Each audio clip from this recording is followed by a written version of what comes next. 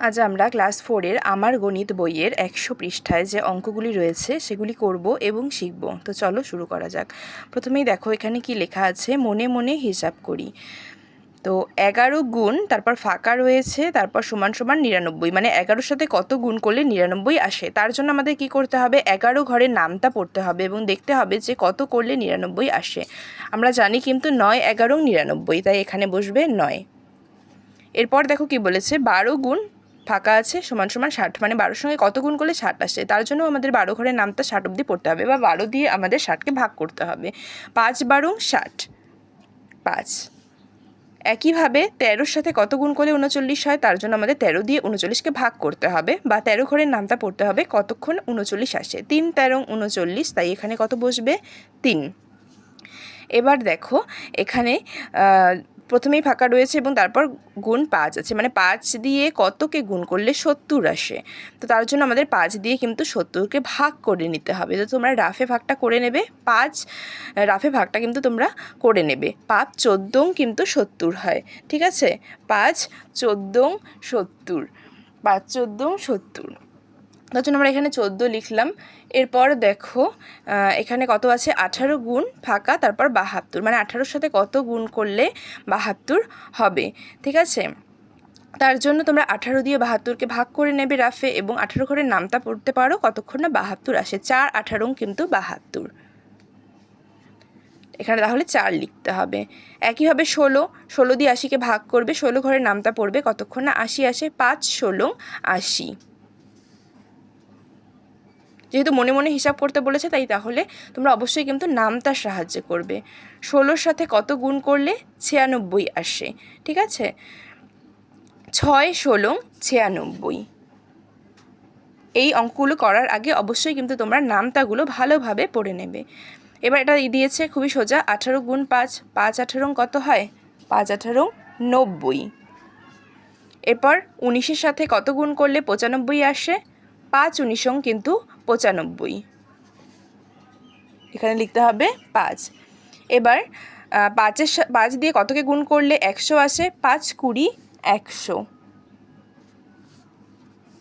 13 গুণ 7 13 91, তাই তো। নামতার সাহায্যে খুব সহজেই তোমরা এগুলো করে ফেলতে পারবে।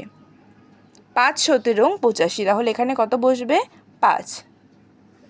এবার দেখো এখানে কি বলেছে 2 নম্বরে 100, ঠিক আছে। কতভাবে 100 করা যায়, 5 গুণ 5-এর সাথে কত গুণ করলে 100 হয়, 20 গুণ করলে।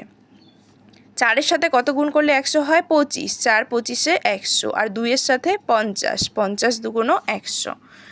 এরপর দেখো 3 নম্বরে কি বলেছে, আমার কাছে 200 টাকা আছে, আমার কাছে 200 টাকা আছে। তাহলে আমি 10 টাকা দামের কতগুলি পেন কিনতে পারবো, 200 টাকা থাকলে কিন্তু আমি 10 টাকা দামের 20টি পেন কিনতে পারবো। এখানে আমি লিখে দিলাম উত্তরটা, এটা হবে 20, 10 টাকা দামের 20টি পেন কিনতে পারবো। 20 টাকা দামের কতগুলো খাতা কিনতে পারবো, 20 টাকা দামের কিন্তু 10টি খাতা কিনতে পারবো। এটা কিন্তু মুখে মুখে ভাগ করলেই বেরিয়ে যাবে, ঠিক আছে। 20 দিয়ে 200কে ভাগ করলে কিন্তু 10 20 200 হয়। 25 টাকা দামের কতগুলি সাবান কিনতে পারবো, 25 টাকা দামের 8টি সাবান কিনতে পারবো।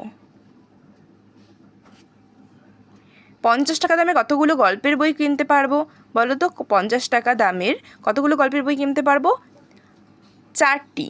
50 টাকা দামে কতগুলি গল্পের বই কিনতে পারবো, 4টি। 4 5 20, আর এখানে আছে 0, তাহলে 4টি গল্পের বই কিনতে পারবো। আর 40 টাকা দামের কতগুলি বল কিনতে পারবো, 40 টাকা দামের 5টি বল কিনতে পারবো। হয়ে গেল। এবার 4 নম্বরে কি বলেছে দেখো, আমার কাছে যদি 300 টাকা থাকতো তবে কতটা জিনিস কত টাকা দামের কিনতে পারতাম। 4 রকম জিনিস তৈরি করতে বলেছে। তো আমার কাছে যদি 300 টাকা থাকতো তাহলে আমি 30টা জিনিস কিনতে পারতাম 10 টাকা দামের। আবার মানে 30 দিয়ে 10কে গুণ করলে 300 হয়। আবার 10টা জিনিসও কিনতে পারতাম 30 টাকা দামের, এই চিহ্নটাকে টাকার চিহ্ন বলা হয়। আবার আরও কিন্তু কিছু কিনতে পারতাম, ঠিক আছে। আরও অনেক কিছু কিনতে পারতাম, যেমন 50টা জিনিস কিনতে পারতাম 6 টাকা দামের। 50টা জিনিস কিনতে পারতাম 6 টাকা দামের। আবার 6টা জিনিস কিনতে পারতাম 50 টাকা দামের।